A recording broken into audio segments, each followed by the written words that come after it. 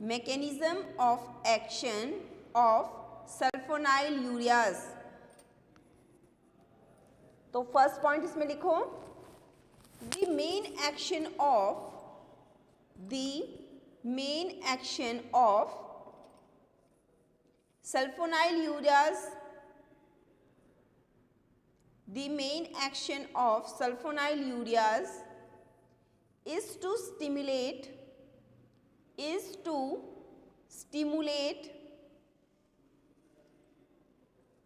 the beta cells of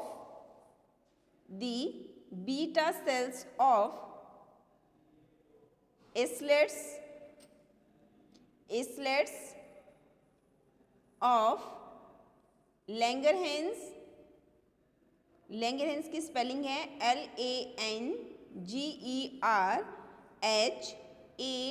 LANGERHANS, Langerhans, comma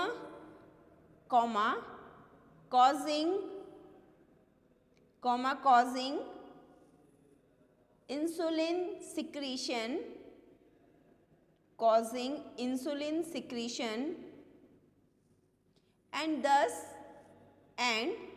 thus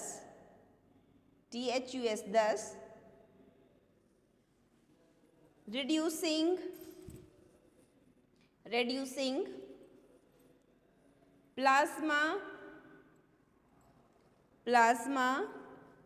glucose and thus reducing plasma glucose। Done, लिख लिए सभी ने third year? Yes ma'am. Okay बेटा, तो इसे मैं एक्सप्लेन करती हूँ। मैं आपने लिखा है mechanism of action of sulfonylureas in case of antidiabetic agents, की जो एंटीडायबिटिक एजेंट्स के केस में सल्फोनाइलयूरियाज कैसे एक्ट करते हैं, वो हमारी बॉडी में डायबिटीज़ को कैसे कंट्रोल करते हैं। सभी को पता है कि हमारी बॉडी में पेनक्रिया होता है, उस पेनक्रिया से बीटा सेल्स जो होते हैं वहाँ पे क्या होते हैं, इस्लेट्स ऑफ लैंगरहैंस सेल्स होते हैं। इस्लेट्स ऑफ लैंगरहैंस का मीनिंग होता है कि वहाँ पे पेनक्रिया में जो बीटा सेल्स होते हैं ग्रुप्स में प्रेजेंट होते हैं। ये जो islets of Langerhans group of cells होते हैं, ये क्या करते हैं, हमारी बॉडी में इंसुलिन और ग्लूकोज के रिलीज़ को क्या करते हैं, ये बैलेंस बना के रखते हैं कि हमारी बॉडी में जो है इंसुलिन का जो सिक्रीशन हो रहा है, जो ग्लूकोज का सिक्रीशन हो रहा है, वो बैलेंस होना चाहिए। क्योंकि इंसुलिन अगर कम रिलीज़ होगा तो वहाँ पे क्या होगा, जो ग्लूकोज है वो ज़्यादा उसकी सिक्रीशन स्टार्ट हो जाएगी हमारी बॉडी में, और ज़्यादा ग्लूकोज सिक्रेट होके कहाँ पे ऐड हो जाएगा, हमारे ब्लड में ऐड हो जाएगा। अगर हमारे ब्लड में ग्लूकोज की कंसंट्रेशन ज़्यादा हो गई, इट मीन्स वो कहलाती है कि ये पेशेंट डायबिटिक है, मीन्स इसे शुगर हो गई है। ठीक है, अगर वहाँ पे हमारी बॉडी में इंसुलिन की सिक्रीशन प्रॉपर तरीके से हो रही है तो इट मीन्स वहाँ पे जो ग्लूकोज है वो ऑलरेडी बैलेंस में रहेगा, बैलेंस्ड रहेगा, तो वो ज़्यादा सिक्रेट आउट ही नहीं होगा हमारे प्लाज्मा मेम्ब्रेन में, हमारे प्लाज्मा कंसंट्रेशन में उसकी ग्लूकोज की कंसंट्रेशन ज़्यादा नहीं होगी।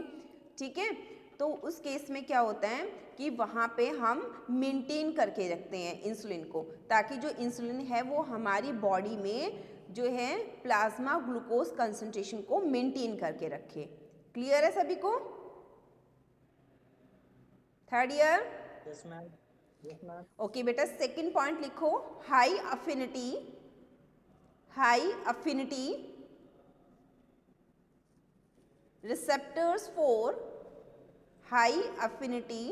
receptors for sulfonylureas are present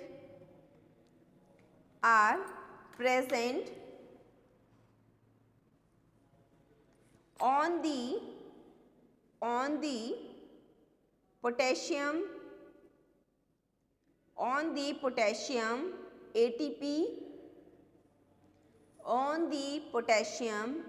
ATP channels in the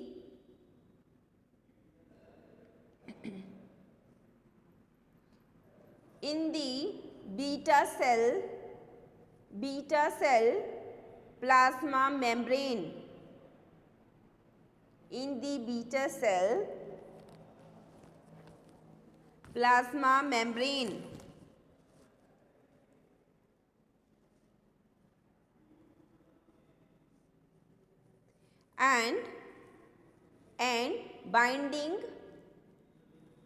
and binding of various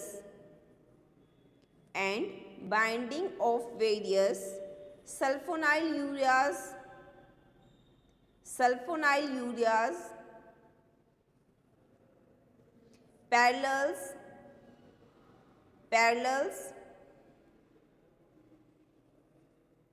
their potency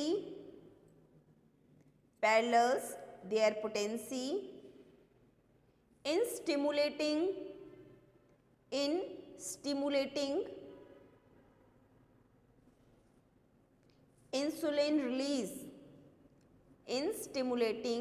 insulin release.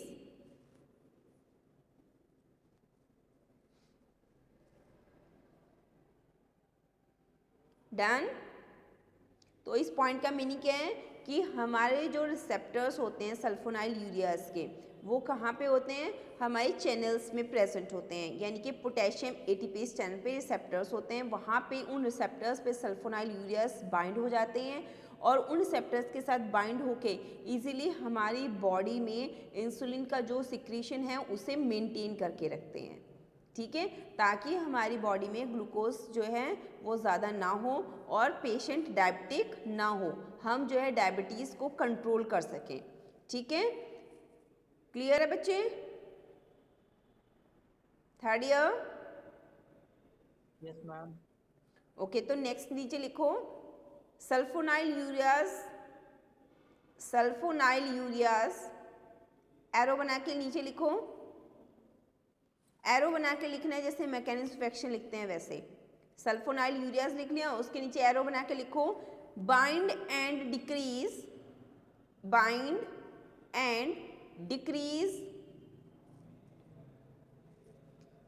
Potassium entry of beta cell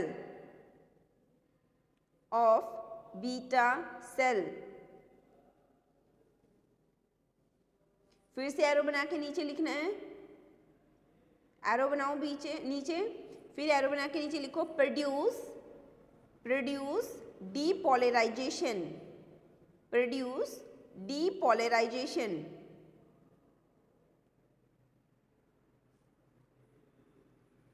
फिर से एरो बना के नीचे लिखो इंक्रीज कैल्शियम आयन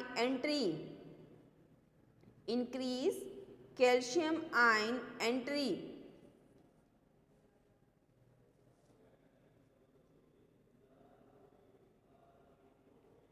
एरो बना के नीचे लिखो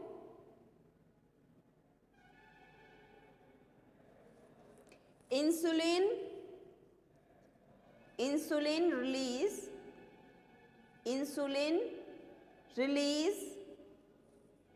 from beta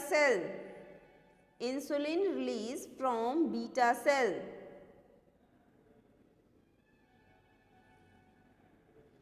फिर से नीचे लिखो एंटी डायबिटिक एक्शन, एरो बना के नीचे लिखना है एंटी डायबिटिक एक्शन,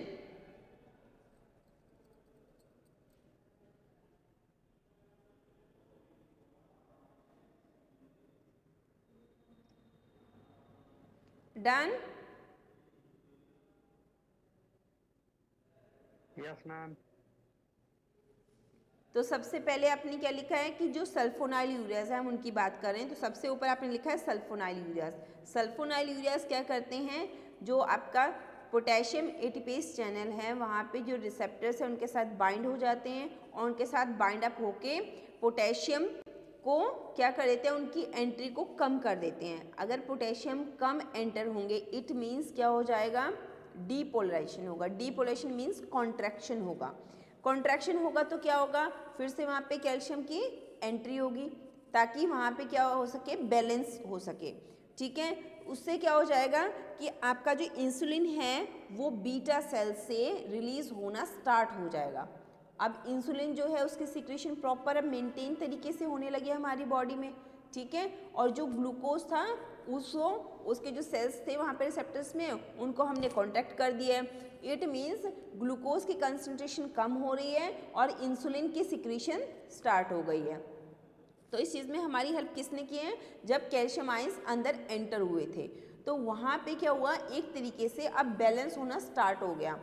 अब यहाँ पे क्या हो जाएगा कि जो बीटा सेल्स हैं वो इंसुलिन को सिक्रीट आउट करना स्टार्ट कर देंगे, इंसुलिन हमारी बॉडी में सिक्रीट होगी और हमारी बॉडी में जो प्लाज्मा है, प्लाज्मा ग्लूकोज वो कम होता जाएगा। अगर प्लाज्मा में ग्लूकोज का जो कंसंट्रेशन है वो कम हो गया तो ऑटोमेटिकली क्या हो जाएगा, एंटी डायबिटिक एक्शन आ जाएगा, यानी कि जो डायबिटीज़ है वो ट्रीट आउट होना स्टार्ट हो जाएगा, उसकी ट्रीटमेंट स्टार्ट हो जाएगी, ठीक है। और हमारी बॉडी में जो प्लाज्मा ग्लूकोज है वो और इंसुलिन उन दोनों का जो है मेंटेन प्रॉपरली हो जाएगा, ठीक है। ये नहीं है कि हमारी बॉडी को ग्लूकोज की ज़रूरत नहीं है एनर्जी कहाँ से मिलेगी अगर ग्लूकोज रिलीज़ नहीं होगा। और ऐसा भी नहीं है कि इंसुलिन की सिक्रीशन बिल्कुल ही बंद हो जाए, अगर इंसुलिन की सिक्रीशन बंद हो जाएगी तो उसकी जगह पे ग्लूकोज ज़्यादा सिक्रेट होगा, अगर ग्लूकोज ज़्यादा सिक्रेट हुआ तो डायबिटीज़ हो जाएगा। तो हमारी बॉडी को हमने ऐसे मेंटेन करना है कि उसमें ग्लूकोज और इंसुलिन दोनों का ही सिक्रीशन प्रॉपर मेंटेन तरीके से होता रहे, एक बैलेंस फॉर्म में होना चाहिए, ठीक है, ताकि हमारी बॉडी को एनर्जी भी मिलती रहे और पेशेंट डायबिटिक भी ना हो। क्लियर है? Third year? Yes ma'am. बाकी बच्चे रिस्पॉन्स नहीं दे रहे हैं। Third year? Yes ma'am. Yes ma'am. Yes ma'am. बच्चे समझ आया सभी को? Yes ma'am. ओके, किसी को कोई डाउट हो तो पूछ लेना। तो नेक्स्ट हम करेंगे सार, ठीक है। सार किसका करेंगे, सार भी हम सल्फोनाइल यूरियास का ही करेंगे। तो आप नेक्स्ट हेडिंग डालो, सार ऑफ सल्फोनाइल यूरियास, सार ऑफ सल्फोनाइल यूरियास। इसकी जनरल स्ट्रक्चर ड्रॉ कर लो सभी।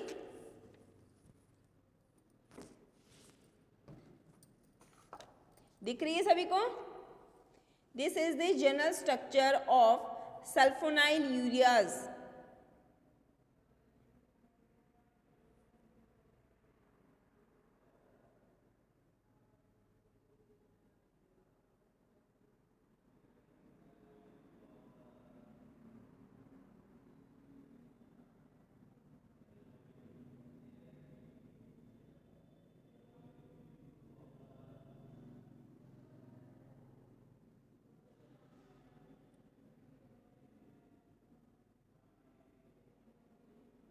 डन?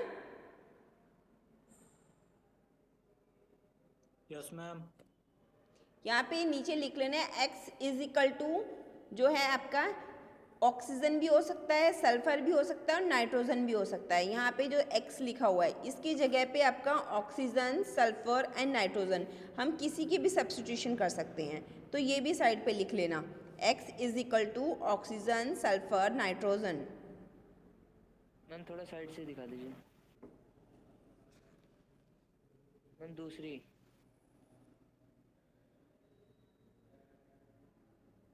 Okay ma'am. ड्रॉ कर लिया सभी ने? Yes ma'am. ओके, तो हम नेक्स्ट फर्स्ट पॉइंट लिखो इसके सार में।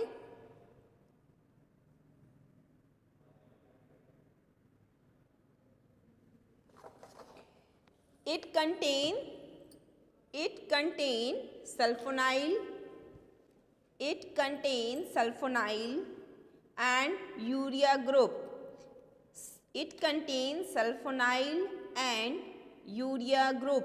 सल्फोनाइल ग्रुप कौन सा यहाँ पे लिखा ना S double bond O, this is the sulfonyl group.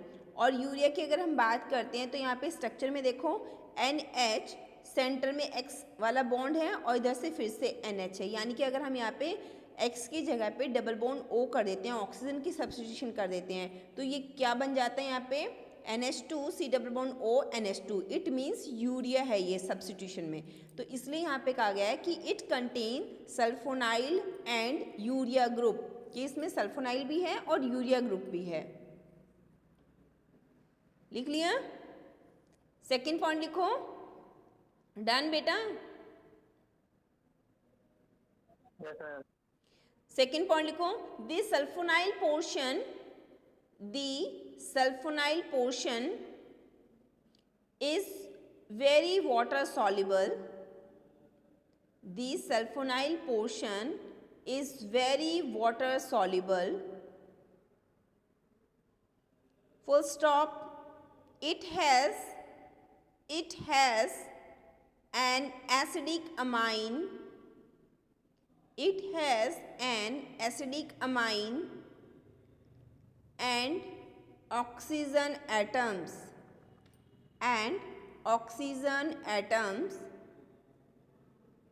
For good hydrogen bonding.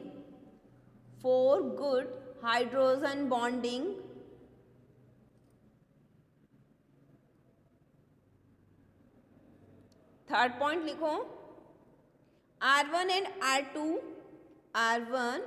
and R2 are very lipophilic. These are very lipophilic and account for differences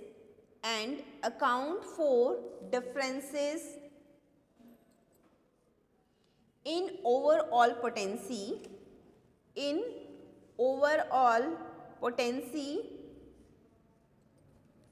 comma, metabolism,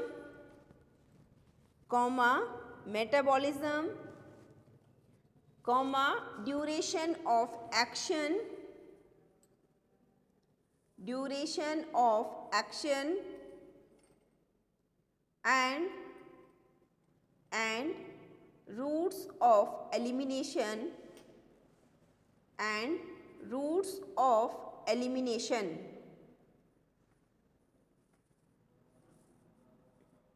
fourth point लिखो, overall drugs tend to be lipophilic and ionized at body pH.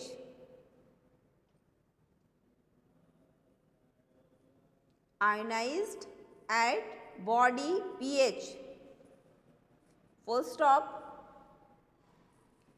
Next point, they stimulate secretion of insulin. They stimulate secretion of insulin from the functioning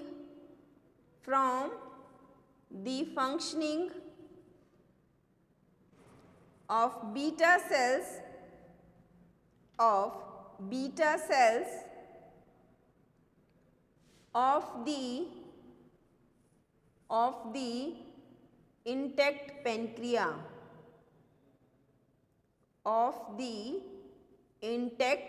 pancreas. Full stop. Next point, sulfonylureas. Next point में लिखो, sulfonylureas are similar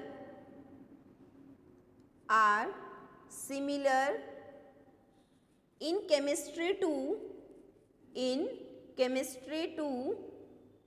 the sulfonamides.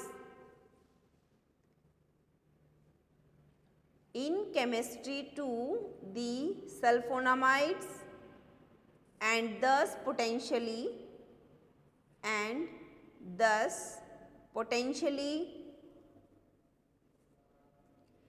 share toxicities and allergies. Thus potentially shares toxicities and allergies. Done?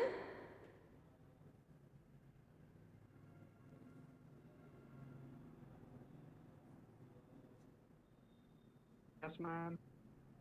Okay, सभी ने लिख लिया? Yes ma'am. कोई point दोबारा से तो नहीं बोलना, सभी ने लिख लिया है ना? Third year? Yes ma'am. Okay, तो मैं एक्सप्लेन करती हूँ फर्स्ट पॉइंट से। फर्स्ट पॉइंट में आप जनरल स्ट्रक्चर देखो ध्यान से। फर्स्ट पॉइंट में मैंने लिखा है आपको कि it contains sulphonyl and urea group. तो आप स्ट्रक्चर में देखो, सल्फोनाइल ग्रुप भी प्रेजेंट है यहाँ पे, एस डबल बॉन्ड ओ, और यूरिया भी प्रेजेंट है, NH। अगर हम X की जगह पे ऑक्सीजन सब्स्टिट्यूशन में लगा देते हैं तो NH, double bond O, NH। तो यहाँ पे ये कौन सा ग्रुप अटैच्ड है? Urea group. तो इसलिए यहाँ पे कहा है कि इसमें सल्फोनाइल ग्रुप भी है और यूरिया ग्रुप भी प्रेजेंट है। सेकेंड पॉइंट लिखा है आपने कि जो सल्फोनाइल ग्रुप है ये वाटर सॉल्युबल है, ठीक है। इट मीन्स इसका एसिडिक अमाइन नेचर भी होता है, ये एसिडिक कैरेक्टर भी शो कर सकता है। और अगर ऑक्सीजन एटम्स हम लगा देते हैं यहाँ पे X की जगह पे, इट मीन्स ये हाइड्रोजन बॉन्डिंग बहुत इजीली कर लेगा, क्योंकि ऑक्सीजन जो है आपका इलेक्ट्रोनेगेटिव एटम है और वहाँ पे इजीली वो क्या करते हैं, इलेक्ट्रॉन शेयर करके वहाँ पे इजीली क्या कर सकता है, प्रोटॉन शेयरिंग कर सकता है, आसानी से बॉन्ड बना लेता है। थर्ड पॉइंट में आपने लिखा है कि जो R1 एंड R2 है, जनरल स्ट्रक्चर में देखो R1 एंड R2 जो लिखे हुए हैं वो क्या है, लिपिड सॉल्युबल हैं, लिपोफिलिक नेचर है। लिपोफिलिक मीन्स लिपिड सॉल्युबल हैं फैट में। हमारी बॉडी में जो फैट है वहाँ पे भी जो मेडिकामेंट है वो आसानी से सस्टेन रिलीज के थ्रू हमारी बॉडी में सॉल्युबलाइज हो जाती है। तो क्या ये कहाँ पे डिफरेंस आता है, इनकी पोटेंसी पे, मेटाबॉलिज्म पे, ड्यूरेशन पे एंड रूट्स ऑफ एलिमिनेशन पे। वो तो आएगा ही। अगर लिपोफिलिक कोई ड्रग है वो हमारी क्या होती है, हमारी ब्लड सर्कुलेशन में ना जाके वो हमारी जो बॉडी क्या फैट्स है, हमारी जो मसल्स हैं उसमें डिजॉल्व होती है। और वहाँ पे क्योंकि वो उनका ऑयली नेचर होता है तो उसकी वजह से उनका जो सस्टेन रिलीज होगा हमारी बॉडी में, ठीक है, उनका रूट्स ऑफ एलिमिनेशन भी बहुत कम होगा। यानी कि क्या होता है कि 1 वीक, अराउंड नियर 1 वीक वो ड्रग हमारी बॉडी में पड़ी रहती है, ठीक है, क्योंकि सस्टेन रिलीज होगा तो उसका मेटाबॉलिज्म भी स्लो होता है, ठीक है, और उसका जो ड्यूरेशन ऑफ एक्शन है वो भी ज़्यादा टाइम तक रहेगा, क्योंकि स्लोली रिलीज होगी तो अपना इफेक्ट भी ज़्यादा देर तक शो करती रहेगी। फिर अगर वो रिलीज बहुत स्लो हो रही है तो उसका हमारी बॉडी से एलिमिनेशन भी बहुत टाइम में होगा। तो यहाँ पे ये सारे डिफरेंसेस आ जाते हैं as compare to water soluble drug. Next point में हमने लिखा है कि जितने भी ये ओवरऑल ड्रग्स होती हैं सल्फोनाइल यूरियाज की, टेंड टू बी लिपोफिलिक। इनकी टेंडेंसी यही रहती है कि लिपोफिलिक नेचर क्यों क्योंकि आपने देखा डायबिटिक पेशेंट क्या होते हैं, इंसुलिन के इंजेक्शंस लेते हैं, ठीक है, वो कितना इंजेक्शन लेंगे, कितना पेनफुल होता है ये वे, ठीक है, ट्रीटमेंट के लिए, कि वो खुद ही इंजेक्शंस ले रहे हैं, सुई चुभती है उन्हें, बहुत ज़्यादा पेनफुल होता है ये रूट। तो उन्हें ऐसे मेडिकामेंट की ज़रूरत होती है कि उन्होंने आज मेडिसिन ली और जस्ट वो 3-4 दिन के बाद या वीकली कोई मेडिसिन प्रेफर करें, ताकि उनकी बॉडी पे भी उसके ज़्यादा साइड इफ़ेक्ट्स ना आए और स्लोली उनकी बॉडी में वो ड्रग रिलीज़ होती रहे और उसका ड्यूरेशन ऑफ इफ़ेक्ट भी ज़्यादा मिलता रहे, क्योंकि जितनी ज़्यादा देर तक उसका ड्यूरेशन ऑफ इफ़ेक्ट होगा उतनी ही पोटेंसी ज़्यादा होगी, उतना ही थेरेपेटिक इफ़ेक्ट ज़्यादा मिलेगा पेशेंट को। तो यहाँ पे सल्फोनाइल यूरियाज को ऐसे ही प्रिपेयर किया जाता है कि उनकी टेंडेंसी ही यही होती है कि वो सस्टेन रिलीज के थ्रू वो लिपोफिलिक नेचर के हों, ताकि उनका जो मेडिकामेंट इफेक्ट है वो बहुत देर तक, बहुत दिनों तक मिलता रहे। ठीक है, क्लियर है? थर्ड ईयर समझ आ रहा है? Yes ma'am. मैं काफ़ी फास्ट तो नहीं बोल रही हूँ, बता देना मुझे, स्लोली समझा दूंगी मैं। ठीक है बच्चे, और ये क्या होते हैं, आयनाइज्ड हो जाते हैं at the body pH. Ionised at the body pH, ionised form में क्यों होता है, क्योंकि कोई भी मेडिकामेंट होती है हमारी बॉडी में जाके एसिड्स नहीं रहती है, वो आयंस की फॉर्म में आ जाती है। आयंस की फॉर्म में आके ही वो क्या करते हैं, जो बॉडी का पीएच होता है उस लेवल पे वहाँ पे अपना क्या मेंटेन करते हैं, ऑस्मोटिक प्रेशर मेंटेन करते हैं। ऑस्मोटिक प्रेशर जब मेंटेन होगा आयंस की फॉर्म में, तभी वो हमारी क्या होती हैं, जो प्लाज्मा मेम्ब्रेन्स होती हैं, जो सेल मेम्ब्रेन्स होती हैं हमारे बॉडी टिश्यूज़ की, उनको वो क्रॉस करते हैं और हमारे टिश्यूज़ तक, हमारे सेल्स तक वो मेडिकामेंट पहुँच पाती है।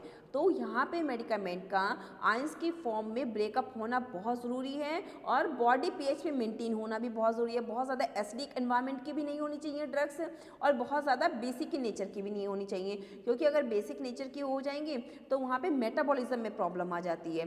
तो वहाँ पे भी एसिडिक और बेसिक एनवायरनमेंट जो है बॉडी पीएच लेवल पे मेंटेन होना चाहिए। नेक्स्ट आपने लिखा है कि दे आर वीक एसिड्स। अभी मैंने बताया कि बहुत ज़्यादा एसिडिक नेचर भी होना चाहिए, तो यहाँ पे इनका जो कैरेक्टर है वो वीक एसिड्स का है, वीक एसिड की तरह बिहेव करते हैं। और यहाँ पे पीके इज द, उनका जो पीएच का एसिडिक कांस्टेंट जो लेवल होता है वो इक्वलेंट 5 to 6 होता है, ठीक है। यानी कि वो बॉडी में अंदर जाके वो 5 to 6 से भी बहुत कम नीचे हो जाता है, ज़्यादा मीन्स 7-8 तक चला जाता है। वहाँ पे बॉडी के जो अंदर खाना पड़ा रहता है, फूड पड़ा रहता है, या फिर जो वाटर होता है अंदर, वहाँ पे उसमें डिग्रेड होके वो मेंटेन हो जाता है, बहुत ज़्यादा एसिडिक भी नहीं रहता है। सेकेंड आपने लिखा है नेक्स्ट टॉपिक, नेक्स्ट पॉइंट आपने लिखा है कि ये जो सल्फोनाइल यूरियाज होते हैं ये क्या करते हैं, हमारी बॉडी में इंसुलिन का सिक्रीशन बढ़ा देते हैं। मीन्स किसे स्टिमुलेट करते हैं, बीटा सेल्स को स्टिमुलेट करते हैं, जो कि कहाँ से मिलते हैं हमें पेनक्रियास से मिलते हैं। Beta cells of islets of Langerhans. Beta cells of islets of Langerhans का मीनिंग क्या होता है कि यहाँ पे जो बीटा सेल्स एक ग्रुप की फॉर्म में पड़ा होता है, ठीक है। वहाँ पे ये बहुत सारे सेल्स आते हैं और ये हमारी बॉडी में इंसुलिन के सिक्रीशन को मेंटेन करते हैं। अगर कम सिक्रीशन हो रहा है तो ये थोड़ा उसे और बढ़ा देते हैं, ताकि एक मेंटेन लेवल पे, कंट्रोल्ड लेवल पे जो है इंसुलिन सिक्रेट आउट हो। और ऐसा भी नहीं होना चाहिए कि उसका जो सिक्रीशन है बिल्कुल ही बंद हो जाए, ठीक है। तो उससे क्या होगा, अगर सिक्रीशन जो है वो मेंटेन कंट्रोल्ड लेवल पे सिक्रेट आउट हो रहा है हमारी बॉडी पे, इट मीन्स ऑटोमेटिकली जो ग्लूकोज है हमारी ब्लड में मिक्स हो रहा है वो भी ऑटोमेटिकली बैलेंस हो जाएगा। तो यहाँ पे एक क्या होता है, बैलेंस्ड आ जाता है कि किसमें, इंसुलिन सिक्रेशन में एंड ग्लूकोज सिक्रेशन में। और उससे क्या होता है कि एंटी डायबिटिक एक्शन आता है, पेशेंट जो है वो डायबिटिक नहीं रहता। नेक्स्ट आपने पॉइंट में लिखा है कि जो सल्फोनाइल यूरियाज होते हैं वो किसकी तरह बिहेव करती हैं, सल्फोनामाइड्स की। इट मीन्स अगर इनकी केमिस्ट्री दोनों की सेम है तो जैसी टॉक्सिसिटी उनकी होती है, जैसे टॉक्सिक इफेक्ट्स सल्फोनामाइड्स के आते हैं वही टॉक्सिक इफेक्ट्स आपके सल्फोनाइल यूरियाज के भी आएंगे।